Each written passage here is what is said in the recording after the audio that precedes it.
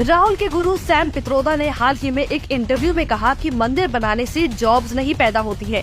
We have a problem with unemployment, inflation, education, health.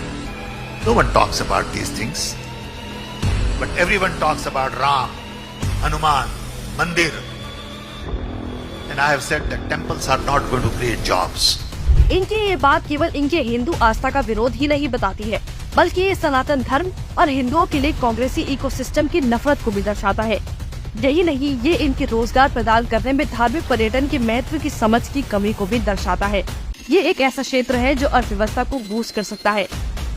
लेकिन कांग्रेसी चमचों ने मंदिरों पर सवाल उठाया है, तो जान लीजिए पीएम मोदी ने जिन मंदिरों का जीर्णोद्धार कराया है, वो मंदिर देश की अर्थव्यवस्था में क्या योगदान दे रहे हैं। काशी विश्वनाथ मंदिर।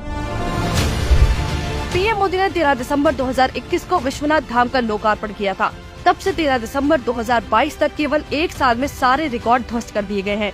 लोकार्पण से पहले 40 से 50 हजार श्रद्धालु प्रतिदिन दर्शन के लिए आते थे, जबकि लोकार्पण के बाद इनकी संख्या 2 लाख प्रतिदिन हो गई है।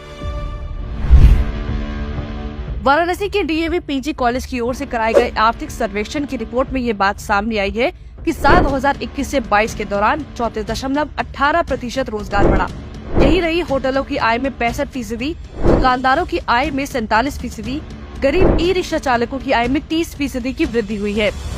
महाकालेश्वर मंदिर। काशी विश्वनाथ मंदिर की तरह महाकालेश्वर मंदिर के जीर्णोद्धार के बाद यहाँ की अर्थव्यवस्था को भी पंख लग गए हैं। मंदिर समिति के मुताबिक सितंबर 2022 तक यहाँ रोजाना 15,000 श्रद्धालु ही पहुँचते थे, जिनकी संख्या अब बढ़कर 1.25 लाख से 1.5 लाख पर पहुँच गई है। शनिवार से सोमवार के बीच ये आंकड़ा 2 लाख तक पहुँच जाता है। कांग्रेसियों को नहीं लगता कि इससे लोकल इकोनॉमी को बूस्ट मिलता होगा। यही नहीं, जाहिर है विश्वनाथ मंदिर की तरह यहाँ भी श्रद्धालुओं की संख्या बढ़ने से यहाँ की भी दुकानदारों, होटल्स, ई रिक्शा आदि की आय में वृद्धि हुई होगी। बाबा केदारनाथ धाम। महादेव की नगरी उत्तराखंड केदारनाथ धाम के जीर्णोद्धार के बाद श्रद्धालुओं की पसंदीदा जगहों में से एक बन गई है। साल दर साल इनकी संख्या में भारी वृद्धि हो रही है। इस वजह से साल 2022 के सीजन में यहाँ के गरीब घोड़ा खच्चर और डोली वालों ने 101.34 करोड़ रुपए का कारोबार किया था।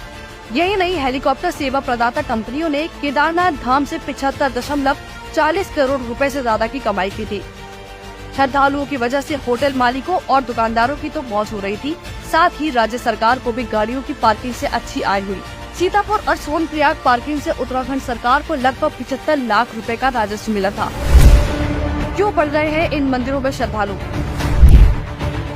इन मंदिरों में आने वाले श्रद्धालुओं की संख्या अचानक से बढ़ जाना कोई जादू नहीं है। मोदी सरकार ने जीर्णोद्धार का काम सिर्फ पेपर पर नहीं किया, उसे जमीन सर पर उतारा है। सरकार ने इन मंदिरों के दर्शन करने वाले श्रद्धालुओं के लिए यात्रा को सुगम बना दिया। विभिन्न शहरों से यहाँ जाने वाली हाई स्पीड ट्रेनों के रूट को जोड़ दिया है। High speed Vande Bharat train से काशी विश्वनाथ और वैष्णो देवी के दर्शन के लिए जा सकती है। यही नहीं, मोदी सरकार जम्मू में नए एयरपोर्ट बनाने की योजना पर काम कर रही है, जिसमें कटरा को प्राथमिकता दी जाएगी। कटरा में हवाई अड्डा बनने की वजह से यात्रा और आसान हो जाएगी। यही नहीं, सड़क मार्ग से आने वाले श्रद्धालुओं के लिए नए एक्सप्रेसवे बनाए हैं, जिसकी वजह से दिनों का सफर घंटों में तय होता है। तब जाकर लगातार 18 घंटे की मेहनत के बाद आज श्रद्धालुओं की संख्या में ये अप्रत्याशित परिवर्तन आ पाया है। धार्मिक पर्यटन नौकरियां पैदा कर रही है, लेकिन ये बात चादरें चढ़ाने वाले और ताजमहल के चक्कर काटने वाले को नहीं समझ आ सकती। मोदी जी के पास ये समझने का विजन है कि हमारी विरासत को संरक्षित करना और उसे दिखाना केवल हमारे हिंदू भारतीय सभ्यता से सनातन गौरव के लिए जरूरी नहीं है, बल्कि इससे हमारी अर्थव्यवस्था को भी अत्यधिक बढ़ावा मिलता है।